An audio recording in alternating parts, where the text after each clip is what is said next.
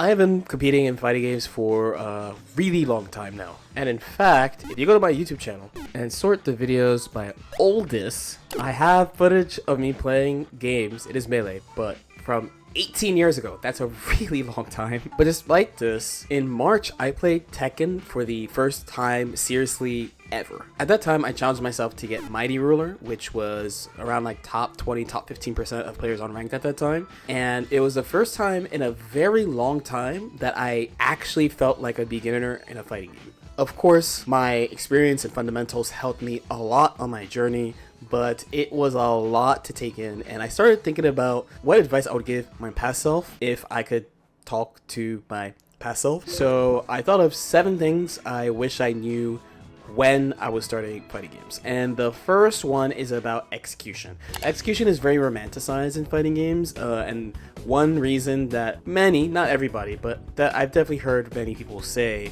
they miss the older, harder execution of older games. Many new fighting games do things to make execution easier, either the buffer is easier, or combos are shorter, or they do things to just make things link very easily. Where in old games, combos can be quite difficult between no buffer and many difficult techniques that may or may not have been intended in order to get certain sequences or combos going. And honestly, fighting games are cool when you watch them, especially if it's a character you like or you're interested in, and you see somebody playing, doing something cool, you want to do it too. One of the first traps that I ran into, which is funny to me, it's just saying it, is about execution. So I started in Melee, and very early in Melee, there are 2 characters. If you play Melee, you know exactly what I'm about to talk about. If you don't play Melee, they call them the space animals, Fox and Falco. Because of Shine, the down B, being jump cancelable, and all the various advanced techniques, these characters can be played at an extremely high speed. And about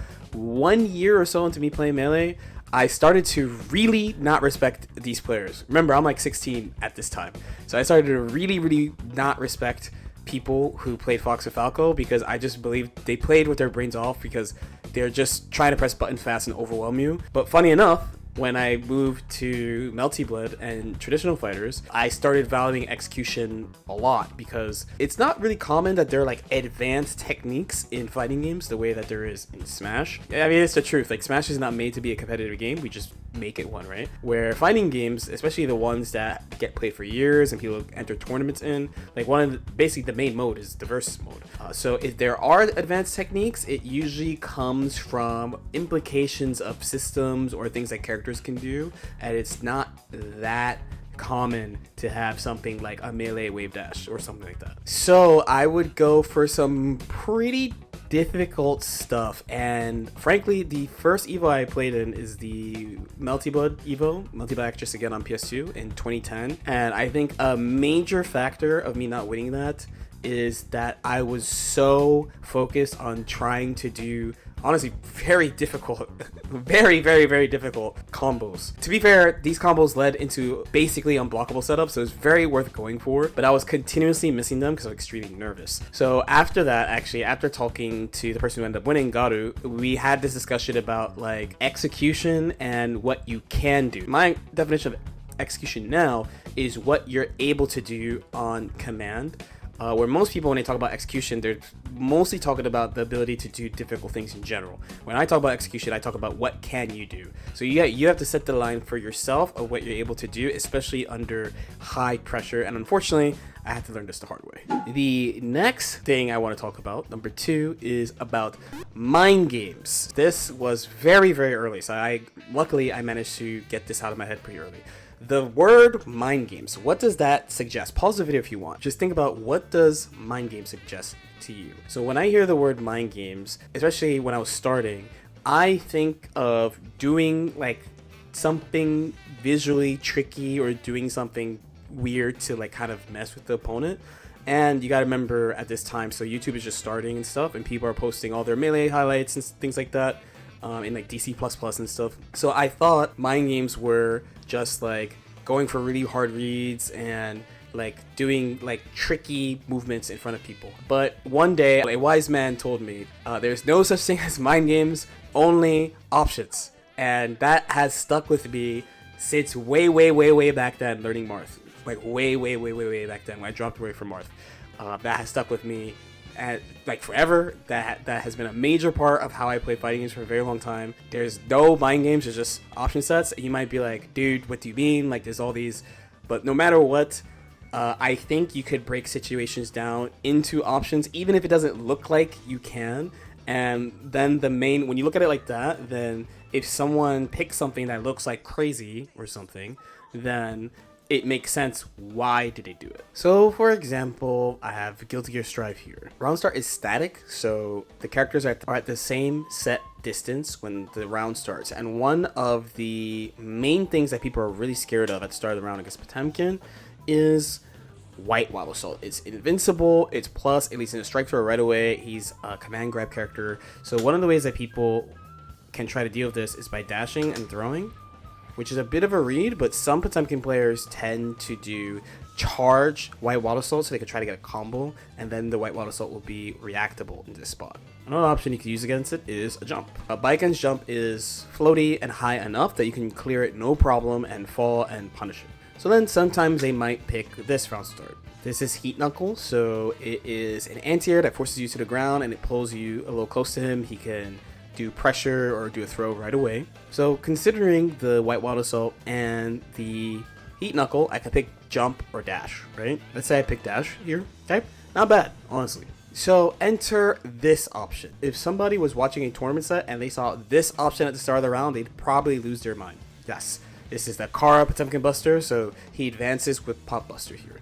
But with the context I just gave you, it should make sense why they would pick that, because I can pick dash block and it's pretty safe against a lot of his options. It is certainly a read, yes, but it makes sense in the little box we just made of things that Potemkin can do against Baiken. So to me, that makes more sense, and it makes explaining the idea of interacting with an opponent much more clear than saying like you're mind gaming them. I just feel like that word implies something else. So that's why I don't like it. It messed with me personally when I was starting fighting games. The next thing I wish I knew when I started a fighting game is you're not committed to your main. I still don't really know why people are so committed to their mains. I know I probably sound like an alien for saying it, but especially in the scope of competition, you need to be able to do what you have to do. Luckily for me, my original main in competitive gaming period was Roy in Melee, and even though I love Fire Emblem now, when that game came out, I was just like, who are these dudes with swords? So I wasn't really attached to Roy, really, so it was pretty easy to switch to Marth. But I think if I played a character that was more attached to, like Link or something, it would have been way harder to drop Link for a better character than it was for me to drop Roy. This idea is pretty important because if you have high competitive goals, sometimes you have to sit and look yourself in the mirror and be like, dude, like, is it the character or is it me, for real? And sometimes you have to do this more than once. So sometimes it is you. Like, you just have to be real and be like, it's me. I'm watching myself play. I make a lot of mistakes. But if you notice yourself only losing to your bad matchups, or even a further extreme, because this is something that kind of happens to me right now in Strive, like you lose to people who are getting like top 4, top 8, plus they are playing your bad matchups, and it's happening consistently, that's when you really start having a discussion about the character, especially if you think you have like done your due diligence and learned that matchup to the best of your ability. But all this stuff I just talked about was about switching characters specifically, right? So the actual thing is about trying multiple characters. Trying multiple characters will really help you hedge your bets, again, from a competitive perspective, if you're not sure what's actually good. Because the challenge that I've had personally and I've been working on is character discourse. We talk about tier lists, we talk about who's broken, who's not broken, who's trash, all that stuff. I am uniquely from a portion of games that reward you heavily for investing in a character. So my first Arxis game is BlazBlue, and BlazBlue had a pattern of characters being rated really low when a game would come out, but then after like 6 to 9 months, people are like, oh, actually these characters are super broken, and they just worked on it for a long time and they figured out a bunch of crazy stuff. I bring that mentality to everything, like all other games I play, content creation, everything. But most fighting games are not like that. Like Street Fighter players are used to play multiple characters. MK turned into counterpick war, I think, in around like MK10, correct me if I'm wrong, or MK10 or MK, I know MK11 people are playing multiple characters. I'm pretty sure it started in MK10. people in team games don't counterpick, but you also do have to pick 3 characters. So getting used to playing multiple characters, trying out new characters on release, I think is just a good habit to have as a competitive fighting game player. And it's definitely something I wish I've done far earlier. I only started really doing this around like DBFC. But then the other thing about playing multiple characters is it not only makes you a better student of the game, you're also just kind of getting more out of the game, personally, you know, just trying different stuff, playing different stuff, making it so that you aren't like a one-trick pony. So like you're not just the grappler person, or you're not just a zoner person. If you are that, that's fine, especially if you're not playing competitively. But I think one mark of like international play is people being pretty flexible of what they're able to do. Both people who are pretty new to the scene are like this, and then people who are longtime veterans are like this, especially when you look at the list of characters everyone has made. All right, next we're starting to go more towards life stuff. So the next point I want to talk about is goal setting. Many of us start this competitive fighting game thing with the goal of being the best. That's a great goal. It's a very good goal. It's a very good goal. But from there, that goal is so far from your beginning point that you need a structure to make sure that you're advancing at a good enough rate, but not like beating yourself up when you're not hitting like high goals. So one thing that used to happen to me, luckily I learned this actually pretty early, but I would go to events and people are like, oh, you're gonna win this event, right? I'm like, I don't know. And they're like, what do you mean you don't know? You got this, right? I'm like, I don't know. Like, I don't know. I'm like, I could get like top 4, I could get like top 3. I have a chance at winning, but I'm not like, I don't think I could definitely win. And that conversation comes from how I set goals. So the main thing I do when I go to a tournament, probably from as far back as BB, is like I look at the event and be like, how do I think I could reasonably do on like a normal day, like not sick, decent rest, and I'm playing like okay. And I use that kind of as the line of like where I should like aim for. Of course we're going to try to do better, obviously winning is the goal, but when you do it like that, that means you don't set unrealistic expectations that crush you when you miss, right? So like for example, I went to CEO recently. People were like, we're trying to see LK in grand finals. I'm like, real talk, I'm probably at best making top 8 at best, and that's at best. Like after that it gets really rough. A combination of certain players and then likelihood of playing certain matchups, especially since I don't have my whole suite of things prepared to the level that I want it to be. I don't think it's realistic for me to go around saying, oh, I'm gonna definitely win this thing. I definitely got that. Doing it like that means that you just don't crash hard when you don't hit what you're trying to hit, because some people, that really messes with them when they set like a really high goal and then they miss it by a lot. So setting realistic goals based on the size of the event and what you think you can do, especially if you watch yourself play, I think it's very helpful and healthy. So then the next one is about vetting info. So basically, if you're watching this and you're new, I would be extremely thorough about vetting the information that you get. One of the biggest problems I had playing Guilty Gear Xrd when I started was I got garbage info from people who were long-time Guilty Gear players, and it took me like 8 months to get over. And my conclusion of that was nobody who plays XX understood the character, because I made Milia. So I was like, nobody actually gets this character. They're just telling me stuff that's wrong nonstop. It was very annoying. So the way that I fixed it was I stopped listening to people about Milia, and then I just watched the historical best Milia, Washige, the GOAT, my GOAT, one of the only players I'm actually a fan of, right? I watched him, and all of a sudden, a surprise, I got better at the game. And I also started liking the game a lot more also, and I came up with a bunch of new stuff, and there was a bunch of cool new ideas, and it was great, right? So vetting info is really important. Not saying that people are trying to give you bad advice, but if you vet the info properly, then you'll know if it's correct or not. When I started very early, I actually used to take no advice from almost anybody, unless like they were like a top player. But over time, especially around Dragon Ball, I was like, is it like me, or do I have a problem with modern fighting games, or like am I just not good enough anymore, or like do they not make the type of characters I could succeed with anymore?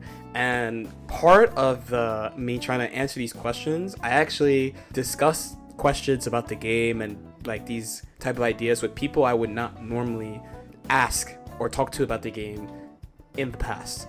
and that was actually very good because they would respond how they would respond. We'd have a good discussion, and I would take notes about it and look at it later and be like, okay, like what do I actually think about what they said? What do I think is true? What do I think is not true? And try to like research the stuff if possible, because some of it was like you could just go look. Some of it was like ideas. And this more open-minded approach I think is better personally than like basically saying 90 to 95% of the player base doesn't know what they're talking about. You know what I mean? By doing this, you're engaging with all skill levels, which I think is very good because everyone has a different perspective, and you can try to incorporate the things that work the best for you. If you only use a certain person's ideas, it might be limiting. I think actually in the past it kind of works, but the way that fighting games are today too, it's pretty hard to, unless you play specific characters, to be fair, to, let's say, just base your play off one player. I think you really can't do it. You really can't do this thing anymore. So vetting your info properly will help you out a ton. The good news is, as far as some of the stuff we talked about before in this video, like execution, it's pretty hard for people to tell you the wrong stuff. Usually that stuff comes from either outside game stuff, like what you can and can't react to, or like how to play certain matchups, or who wins what matchup. Like that's usually where things get money. We're starting a character, let's say, and people are like, this is how you do pressure, this is how you do combos. Like people are pretty good about that, mostly because it's like a base layer of playing the game and the character, but people are really, really good about that, so you can trust that. So the last thing I want to talk about is motivation. So we talked about goal setting, that's different than motivation. Internal versus external motivation. So I think it's very important as a competitor, especially if you're going to compete in fighting games or honestly anything for a long time, to have an internal motivator driving you and not an external motivator driving you. External motivation being people telling you you're good, or someone telling you something, or that type of feedback. External feedback, external drivers, right? Where internal ones is like, oh, I want to be the best, or oh, I want to beat this person, or I want to get out of pools at Combo Breaker, or something like that. And external motivation is incredibly powerful. I've definitely heard stories, and I myself also have been motivated by spite, anger. One of the main reasons I picked up Guilty Gear Xrd originally was out of spite. I was annoyed with people who play Guilty Gear, so I picked up the new Guilty Gear at the time, which was Xrd. I grew to love Xrd over time and really enjoy it, but at the beginning it was not a fun time, right? But external motivation over a long period of time can really burn you out and mess with you. I almost quit fighting games over this, because I was like, a big part of the reason I started playing fighting games was not just wanting to be the best, but I also wanted people to think I was cool for being the best. And when I was performing very, very, very well and people were not giving me the validation I was looking for, I was very confused and very sad. So it's not good. It's not good. Once I realized that I need to play for myself and I have to just fight for my own reasons, I know it sounds very anime, but fight for my own reasons and not to have people like me, it was much easier to continue playing and continue to push myself and try new fighting games and all of that. I know it's a trap a lot of people run into. I posted a tweet about it maybe like a week ago as of this recording, and quite a few of the replies are about, I wish someone told me this. Honestly, is one of the most important things. Again, I think this one is specifically a good thing for life in general, but it'll help you out so much in fighting games as well. But yeah, let me know what you guys think. If you have anything you would tell yourself or any other new players. As usual, if you have any questions or comments, definitely feel free to leave them in the comment section below. Speaking of getting out of pools, I have a getting out of pools plan over on Metafy, ayo. So hit me up over there if you're interested in that. I stream basically every day on Twitch, but to be honest, not right now, because right now it's EVO season. But drop me a follow over on twitch.tv/LordKnight as well. Like and subscribe if you guys feel like it. And I'll see y'all next time. Peace out.